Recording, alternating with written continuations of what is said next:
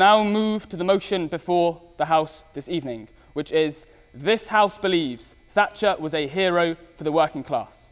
I now look to the first speaker, Adithi Shenava, Director of Press, Mansfield College, to open the case for the proposition.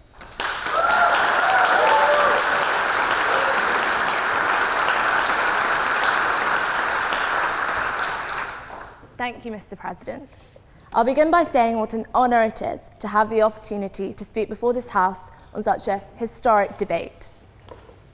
We all agree that Margaret Thatcher changed the heart of British politics more than any other British politician since Clement Attlee. For her admirers, she is the inspiring first female Prime Minister, the first winner of 3 consecutive elections. She is sharp, she is relentless, and sleeplessly driven by a self-confident conviction to do what no one else would do.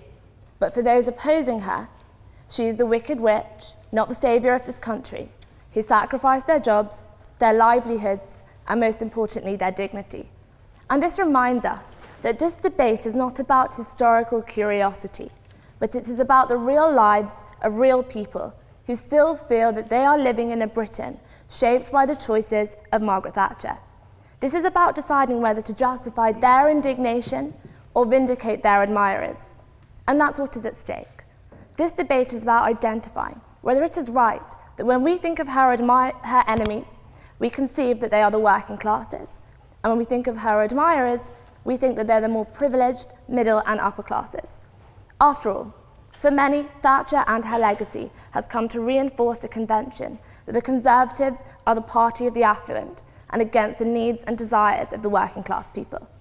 Today, I hope to go some way to show you that this is not the case, and instead that Thatcher was not in fact the enemy of the working classes, but their hero. The crux of my argument rests on Thatcher's revolution of social attitudes, grounded in a social philosophy that spoke to the abilities of each individual, not only independent of class, but in a vision of society where the very structures of class have dissolved. My argument will rest on how this ideology underpinned first, her social and economic policy, second, her approach to trade unions, and finally, her broader life and legacy. But before I continue with my argument, I have the pleasure of introducing tonight's opposition speakers. Sat across me this evening is Mahi Joshi, a close friend and a second-year PPEist at Trinity College.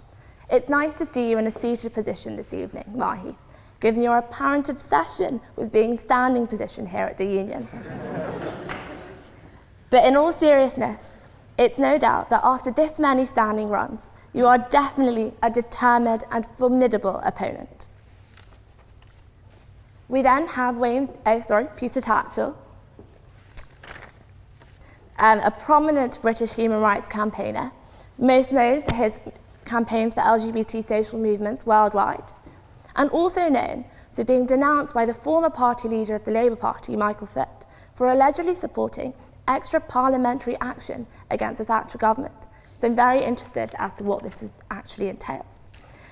Then we have Wayne David, the Labour MP and Shadow Minister for Armed Forces and Defence Procurement, and the former PPS to Ed Miliband.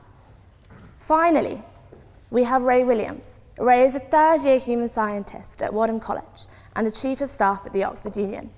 It's been great to work with someone who is so passionate, not only about reforming this union, but also in the university as a whole.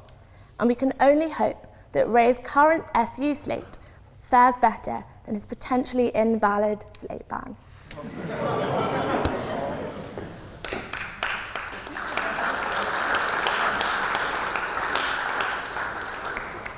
Mr. President, these are your opposition speakers, and they are most welcome.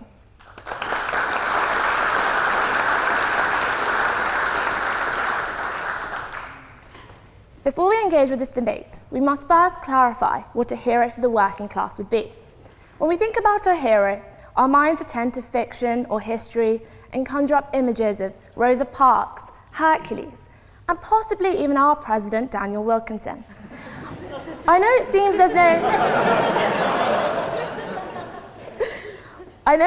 there's no underlying single property binding these heroes, but what Rosa Parks and Dan have in common is that they brought about positive change for a cause. Surely there is no heroic act but an overall picture that gives people optimism and opportunity, all beginning with one person. Likewise, Thatcher is a hero for the working classes because she invested in their long-term interests in order to uplift and maximise their potential. That was her cause. It was Thatcher's social philosophy that specifically underpinned this heroic narrative. She saw old class labels as pernicious and archaic. For her, the values that others labelled as middle class were in truth universal values, shared by decent people, regardless of their social background. They were the values that she was brought up with, those of hard work, self-reliance and thrift. Those she hoped she could ingrain into the national self-consciousness. Her task was to question this Marxist notion of class loyalty, which ran deep in the labour movement, the views that collective progress as the only acceptable form of advancement for the working classes. She instead sought to invoke aspiration in workers by restoring small government and free markets that would create conditions in which they and their families could get on. The importance of her social philosophy can be seen through the influence on her social and economic policies. The first policy I'd like to address is right to buy, which gave council tenants the right for the first time to buy their homes at a hefty discount. For Thatcher, council housing was a direct way in which British people were segregated by their social background, stressing class divisions in society. Right to buy provided working class homeowners with independence and a financial asset to fall back on, as well as an opportunity for self-development in her new Britain. Figures show how the number of owner-occupiers increased by 3.2 million people in just 10 years under Thatcher. We must now move on to the most profound mark that Thatcher's office left, not only on Britain's economic landscape, but in Britain's social memory: the ending of the strong arming of the government by the trade unions. We must point out, Margaret Thatcher achieved what no one, Tory or Labour, was able to do. There's no disputing the grey reality that the opposition will put forward today. People did lose their jobs, and for the working classes, this meant losing aspects of their self-identity. But Thatcher's social philosophy was pragmatic. Sometimes we have to be cruel to be kind. The decline of the mining industry was rampant across most of the developed world prior to Thatcher even becoming Prime Minister. The historical fact is that Britain's industry had structural problems with low investment, low productivity, which when coupled with the international competition, meant Thatcher faced a demand for severe economic restructuring. This was because Thatcher believed in her picture of the dissolution of the classes, for only a new economic structure would create the conditions necessary for us all to share in economic prosperity. Thatcher's view was validated in the consequences of her victory. She shifted away from the manufacturing industry and built a more competitive service-led economy, grown out of increasing privatisation and deregulation, which embraced her principles of enterprise, risk, and individualism. She created an economy in which we could all share in the benefits, demonstrated through policies such as being able to buy shares in previously state-owned companies, as well as allowing deregulation to help both small and medium-sized businesses. The success this has had is validated by the fact that around 40% of the skilled working class consistently voted Tory in 1979, 83 and 87. That's a larger proportion than those that voted for Labour. So the implication that Thatcher stripped the working class of dignity is a limited one. Instead, maintaining the economic situation of the 70s was meant to maintain the working class people's hindered capacity to actualise the potential that Thatcher actually recognised in them. And this brings me to my final point, Thatcher's wider life and ultimately her legacy. Her life began as Margaret Roberts, daughter of Alfred Roberts, a Grantham greengrocer. If the opposition expect that I'm going to take the deceitful angle that Thatcher was working class because her father was a greengrocer, I apologise, I am to disappoint. Thatcher was middle class.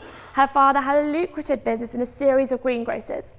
But undercutting Marxist romanticism, Margaret Thatcher overcame the background sentiment that only a working class politician could rise up for working class people.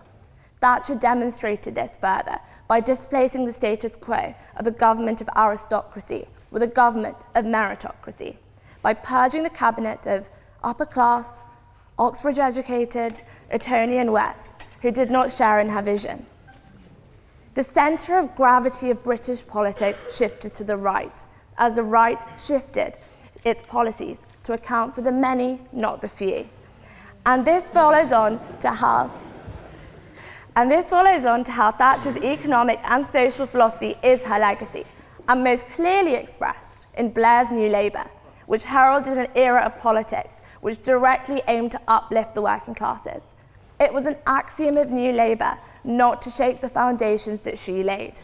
Indeed, Blair's programme for the 1997 election confirmed all of Thatcher's free market reforms of a deregulated, non-planned and largely privatised economy with a flexible labour market, marginalising the trade unions while publicly disowning the traditional policies and the visions of the old left.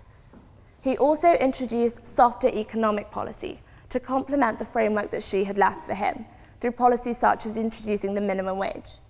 But most importantly, it was the spirit of her social philosophy which has continued within British politics.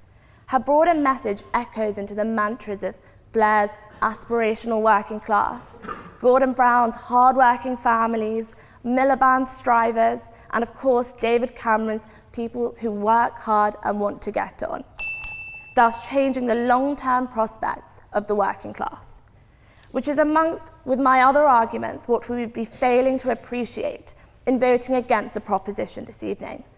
Thatcher's social philosophy, defiant of her privilege, along with her pioneering economic restructuring and the historically unique defeat of the trade unions, were all in the name of the bigger picture of the working class, and are exactly what a hero of a working class would have done. Therefore, I urge you to vote for the proposition tonight. Thank you.